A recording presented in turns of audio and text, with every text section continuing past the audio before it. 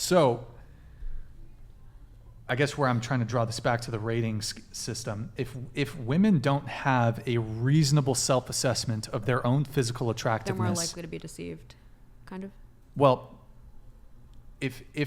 Yeah. because women can fairly easily sleep with men that are more physically attractive than them. But not only more physically attractive than them, women can very easily sleep with men who have more status than them, who are have better personalities than them, who have more money than them. And so relating this back to, I guess, your original question, and why it's important for women to have a reasonable self-assessment of their own physical attractiveness. Sorry, I'm losing I see what my you're train. saying. So like if the girl thinks she's a 10 but she's a 5, and then the guy she's dating is like, yeah, I want to date you, but it'd be easier to parse through whether he's lying or not if you have like an accurate assessment of your own looks. If you know where you stand, then because you might be chasing after like a certain tier of man with the hope of locking him down for a relationship, even though that's very low likelihood or impossible because he's just so physically attractive. And women have sexual access to these like really attractive men that again will never commit to them. And so if they have a delusional self-assessment of their own physical attractiveness, then they're going to think, I deserve that guy. But the guy who would actually be prepared to commit to them, they overlook him and think, well, they think they're settling for the guy who's actually their looks equivalent, who's actually on their level. But they view it, they're going to view it as, I'm settling. So, yeah. Yeah, that happens all the time. Yeah, and so I'm sorry, but what was your original question about the hookup culture? I kind of went on a bit of a I just tangent. said who controls hookup culture, men or women. Yeah, I think women do because they control access to sex. And your point was that, well, some men are going to be Misrepresent their deceptive and intentions. misrepresent their intentions. I think that's Yeah. wrong. I think both people are lying. Generally, on a first date, the guy's pretending that he wants a relationship, and on the first date, the woman's pretending that she's okay with keeping things casual. And I think that actually, that's a good Trojan horse to get into a relationship. A lot of guys are going to be spooked if you show up on the first date asking and demanding, where is this going? What do you want? What are your plans? That's not really that sounds like a job interview. And that's going to be off-putting to a lot of guys who might not be interested in getting to know you after that point. It's like, how do I know what I want from you when I'm just meeting you? So being willing to go with things is sort of like the Trojan horse to get into a relationship. Think about some of like the best relationships that you've had, if you've had a lot of experience. Oftentimes it's when you're like, this is just for a summer, or it's nothing serious, and he's going to move away in a few months, so it's not going to go anywhere. And then you end up developing these really intense feelings for each other, partly because there are these like limiting factors that make it safer for you to be yourself and to show up in more like authentic and emotional ways. Yeah, I think the best relationships usually come at the most unexpected times. And I don't think it's the best idea to ask, like, where is this going? What are you exactly looking for on the first date? Because you just met them, and I think you should get to know them first a little bit.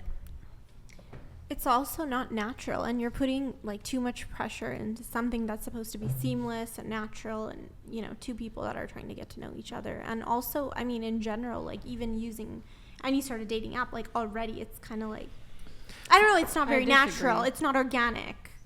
I disagree with that because there's a lot of like, I think it's more of a time saver if you ask up front, because usually guys already know what they want, like I've asked before, like, hey, what are you looking for? Or I've been asked, and I'll say, oh, well, I'm looking for a relationship, and what about you? The guy will say, oh, I'm just looking to hook up. So, if you don't know that up front, the whole time you'll be pursuing a relationship with that guy, and in his mind, he's just trying to hook up. And did you sleep with that person? No. See, it's a self-correcting problem. the next time that guy is asked that question, even if he wants to hook up, he's not going to say that. Well, some guys are honest, though. They're Yeah, and upfront about they're it. honest until they realize that their honesty isn't getting them what they want. So if you punish the truth, you're asking to be lied to. Also, just to come back to Farha, did I say it right? Farha? Yeah.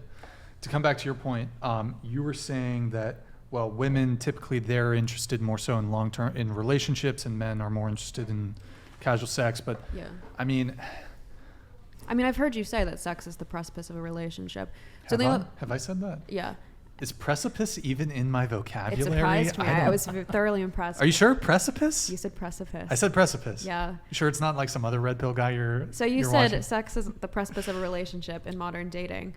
So I would only see hookup culture, the onus being on women if you didn't believe that and you thought women should hold out until they're in relationships. But you were saying, I think your point was that women have it better in terms of dating because they're able to secure men for fucking, and then from there they could develop it into a relationship. Sure. So my point was, it would be consistent for you to say like women control hookup culture if they hold out sex until they're in relationships. But then that would be inconsistent with your other point. And the other thing I was going to say, I've also heard, I think you've said this as well, it's a higher percentage of women who believe they're in a monogamous relationship than men, which kind of proves that men are sleeping with other women on the side and not being honest about it with women, right? I think you're referencing that there's a Pew study that came out recently that said that within, I think, the ages of 18 to 30, I don't know the exact age range, maybe let's say 18 to 30, 63% of women in that age demographic considered themselves in relationships, whereas something like 20 to 30% of men in that same age cohort considered themselves single. Right. I guess my point was that kind of just proves maybe men are misrepresenting their intentions because those women could think they're in monogamous relationships. Or a lot of my female friends in college have thought like, oh, this guy told me he's only seeing me. And then if I become friends with the guy, I find out he tells me he's like, oh yeah, no, I am sleeping with other women. So yeah, that's why I'm saying like, I think men control hookup culture. Men control, I mean, I don't think so, because I think the desire to sleep with multiple women has been around since men have been on this planet. But it wasn't really possible until there was a loosening of, let's say, social mores about that.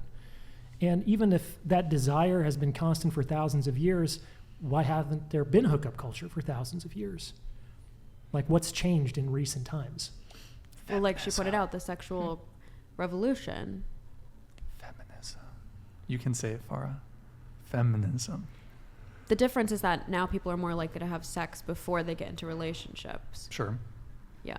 Yeah. Well, I mean, you did say one thing which I disagree with a little bit, and you said that, well, women want relationships more and men are kind of more interested in casual sex. I don't know if that's actually true, because I mean, there's a whole lot of women that seem to very willingly and happily, maybe happily isn't the right word, engage in hookup culture, that will sleep with a guy once with no intention of seeing him again, will be traveling, hook up with a guy while she's traveling, she's on spring break, hook up with a guy there.